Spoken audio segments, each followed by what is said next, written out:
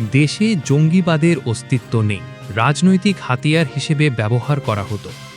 দেশে বর্তমানে জঙ্গিবাদের কোনো অস্তিত্ব নেই দাবি করে স্বরাষ্ট্রমন্ত্রী সালাউদ্দিন আহমেদ বলেছেন, অতীতে ফ্যাসিবাদী আমলে রাজনৈতিক ফায়দা হাসিলের জন্য এই শব্দ ব্যবহার করা হতো।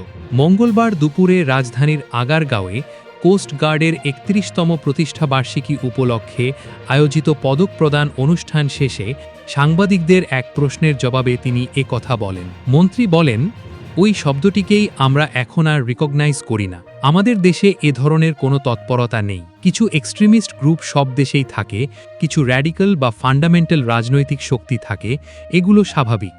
কিন্তু বর্তমান বাংলাদেশের প্রেক্ষাপটে জঙ্গিবাদের কোনো অস্তিত্ব নেই।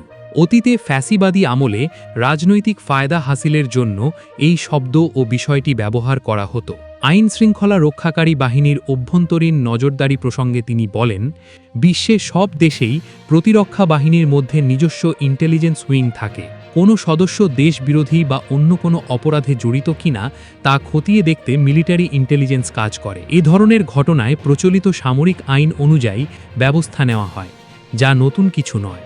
সেনাবাহিনীর মাঠে থাকার বিষয়ে প্রশ্নের জবাবে স্বরাষ্ট্রমন্ত্রী বলেন, আপনারা হয়তো আপডেট নন। আমরা ধীরে ধীরে প্রত্যাহারের বা গ্র্যাজুয়াল উইথড্রল মধ্যে আছি। একসঙ্গে পুরো ফোর্স প্রত্যাহার করা যায় না।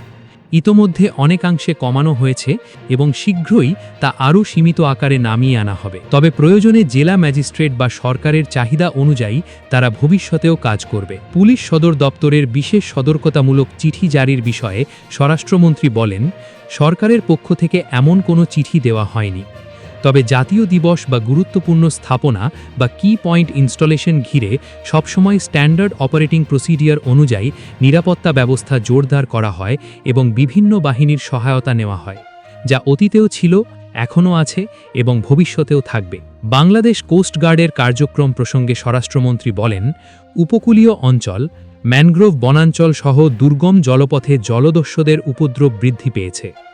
উপকূলীয় আইন শৃঙ্খলা রক্ষায় কোস্ট গার্ডকে শক্তিশালী করা জরুরি। তাই প্রযুক্তির ব্যবহারে অপরাধীদের সক্ষমতা বাড়ায় আইন শৃঙ্খলা বাহিনীকেও আধুনিক ও প্রস্তুত থাকতে হবে।